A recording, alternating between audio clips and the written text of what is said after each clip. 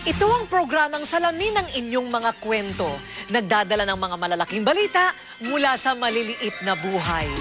Ako si Corina at ito ang New Year Special ng Rated J.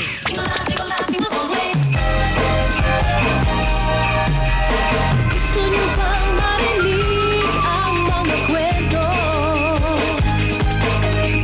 Gusto niyo bang malaman ngayon ito?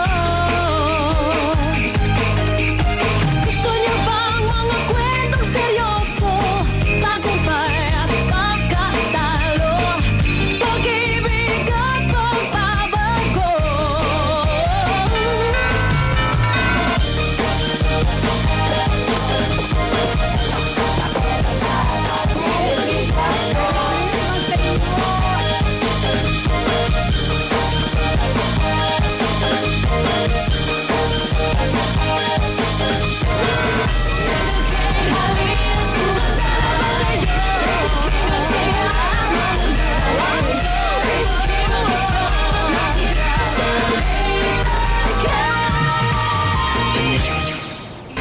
Magandang gabi po mga kapamilya mula Luzon, Visayas at Mindanao at sa iba pang panig ng mundo na naaabot ng The Filipino Channel. Maraming salamat po at patuloy po rin nyo kaming pinatutuloy sa inyong mga tahanan makalipas ang isang buong taon ng ating pagsasama-sama tuwing linggo ng gabi at sana'y naging maganda, mapayapa at masaganang inyong naging Pasko.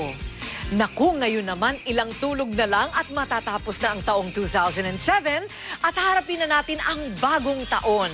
Pero bago yan, hindi ba't masarap balikan at alalahanin ang mga kaganapan ngayong 2007 na bumuo sa ating pagkatao?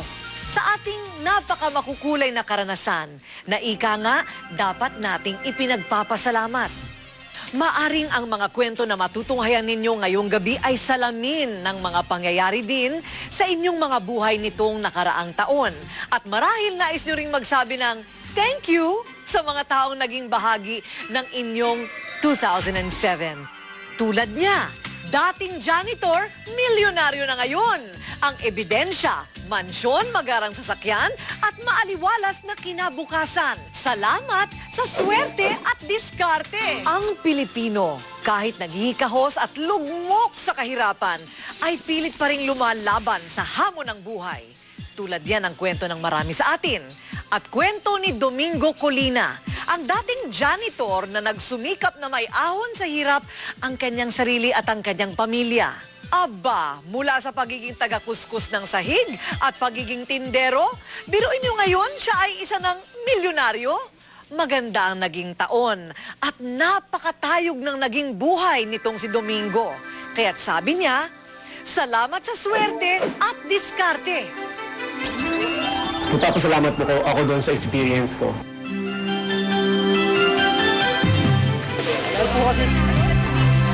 15 taong empleyado bilang janitor sa Philippine General Hospital o PGH si JR. Pero ngayon, milyonaryo na siya. Bata pa lang si JR nang makipagsapalaran siya sa Maynila. Iba't ibang hanap buhay ang kanyang pinasok, makapag-aral lamang.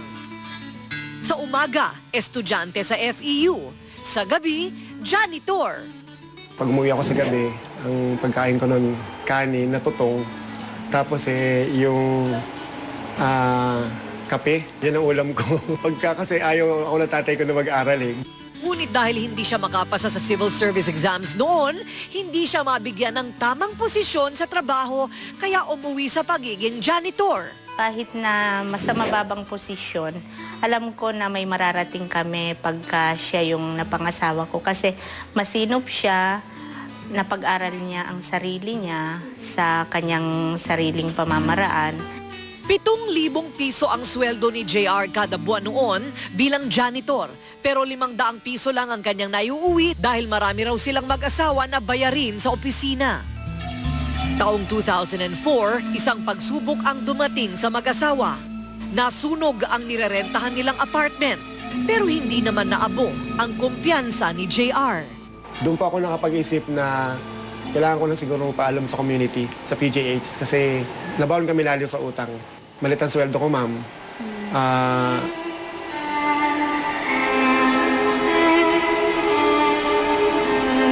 ibang tumutulong sa amin, ma'am eh.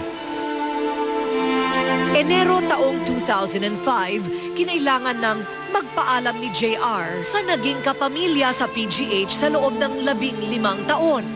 He was considered as a very responsible employee here, very respected friendly by everybody.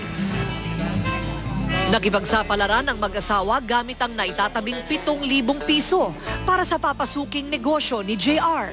Hindi raw naging madali ang bagong trabaho.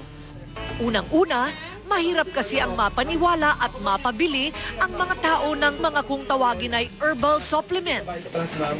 Sabi ko niya, ngantay niya na daw po ako dito. Ay, hindi. Ngunit dahil raw lumaki siyang marunong makisama, sa kanyang pagsisipag ay kanyang naging puhunan, laway lang. Mula sa unang kita na 500 piso isang linggo, ngayon pakiusap nga lang ni JR, sikreto na lang ang halaga ng kanyang kinikita kada buwan.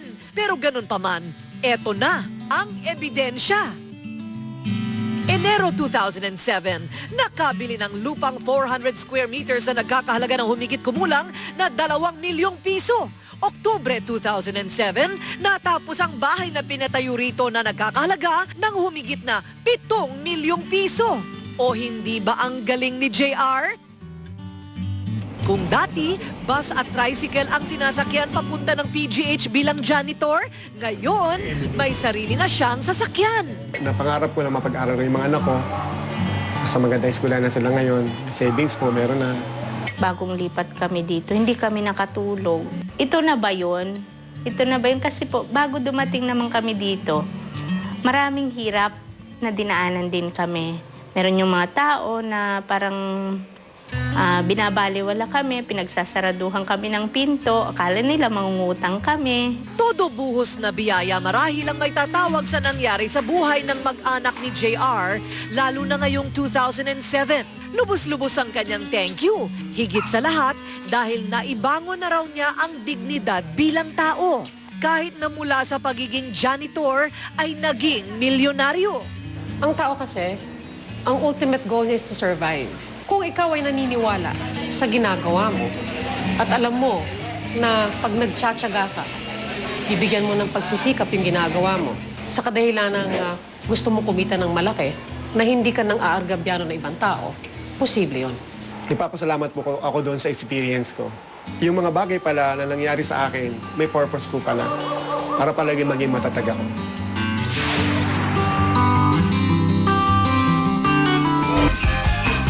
Habang ang marami sa atin ay mahilig magreklamo, madalas nakakaligtaan nating magpasalamat sa araw-araw na biyaya na inireregalo sa atin. Ang pagtatanghal namin ngayong gabi ay paalaala lamang sa ating lahat na ang buhay ay masaya at maganda kung marunong tayong magpasalamat.